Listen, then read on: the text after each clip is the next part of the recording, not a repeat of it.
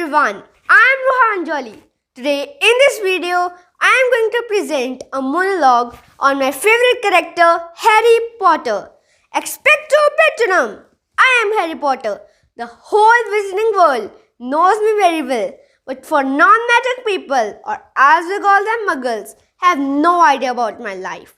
My parents, James and Lily Potter, were gifted with extraordinary magical powers. When I was just 15 months old, Voldemort, a dark wizard, killed my parents. Miraculously, when he tried to kill me, the curse backfired and I have survived with a scar on my forehead. Albus Dumbledore, the headmaster, shifted me at my aunt's place.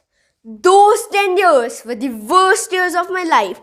I slept under the stairs, got beaten up, and was not allowed to eat at times. It was torture. On my 11th birthday, a big, loving, giant Hagrid came and took me to Hogwarts. There I met my two best friends, Ron Weasley and Hermione. I have learned magic there. I believe that working hard is important, but there is something that matters more, that is believe in yourself.